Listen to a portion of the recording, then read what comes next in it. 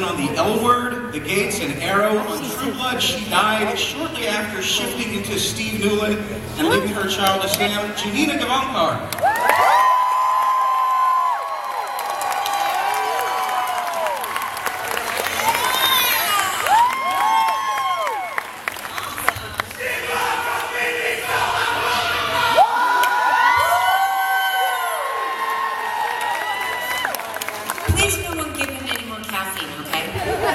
Well played, Sue. Who's next? Our next guest has graduated from the Juilliard School of Drama. She made her film debut starring in How She Moved, and she now plays Tara Thornton, who I think has been in more episodes than anyone else. Rutina Wesley.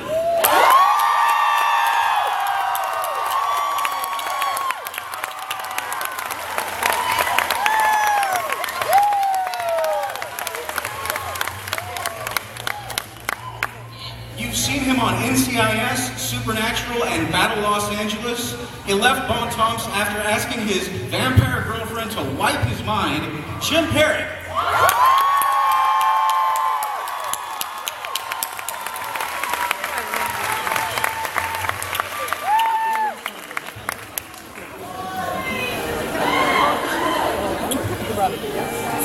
Eddie.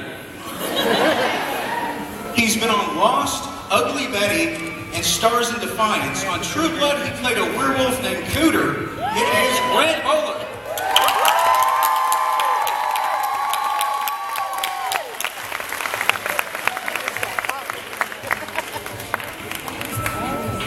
Hey, kids. And last but certainly not least, she has been on the X-Files, NCIS, Bones, and Justified. As a Fantasia waitress, she really just wants Eric to love her. It is Tara Buck.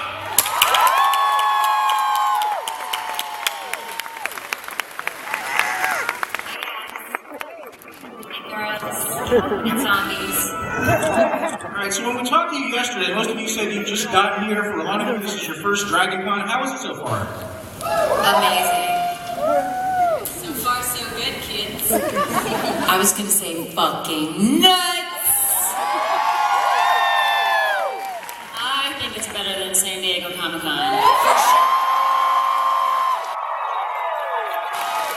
This is more fun, you're more grown up, and it's a lot more freaky. It's freaky, alright. Freaky, and everywhere you look, there are so many amazing costumes. I can't believe the creativity in this 5-block radius. It's overwhelming. I looked into a Cylon's eye. It was going boom, in my mind. I was into it.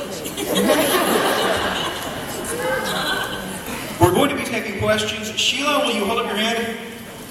There you are. That is our lovely Sheila. Line up behind her. She will start taking questions. Let's hear it for Sheila.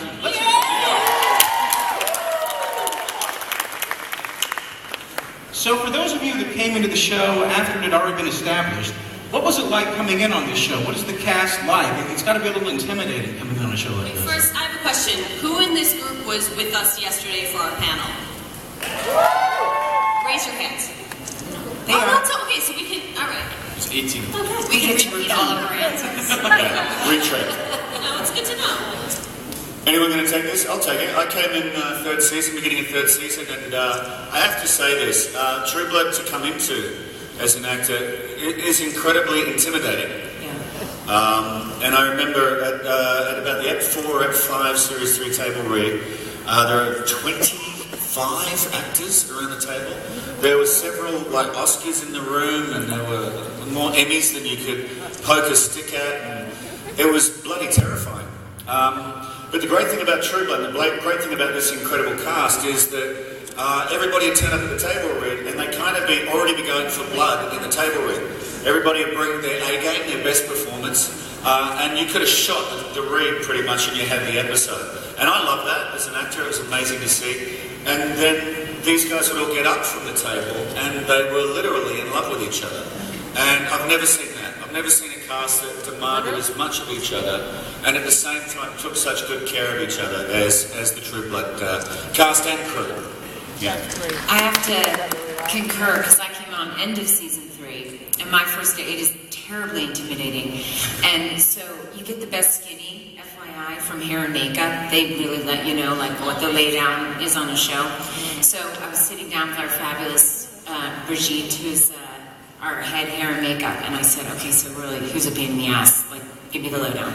And she went, not a one. And I went, no, wait, come on, there's gotta be someone I need to like stay clear of. And she said, no, I swear to God, there's not one bad apple amidst the cast. If you are, you don't last long. And it's the absolute truth. Really it is. It's not bullshit. Everyone is really from the top down awesome, so. Yes. People kind of say that on every show, but they don't always mean it.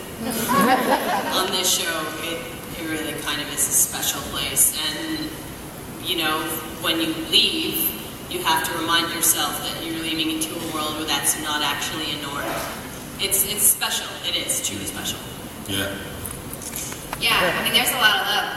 When I came on before it started airing, so I didn't really know what to expect, but I knew who the other, you know, I knew Anna was on the show and had a lot of respect for her. And I knew that Alan Ball was, I mean, I've been a huge fan of Alan Ball's long before True Blood started, so I couldn't wait to work on the show.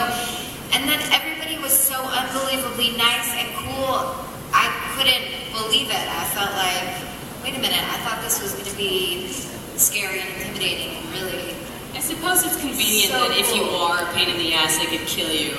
Exactly. Quickly. And you probably know that that's true, right? So Maybe that's the easiest way to keep it. Oh, yeah. Be nice to everybody. What does that say about you all that are no longer on the show? Now it explains it all. You should have never said that thing. You got shot 3 times. Asshole.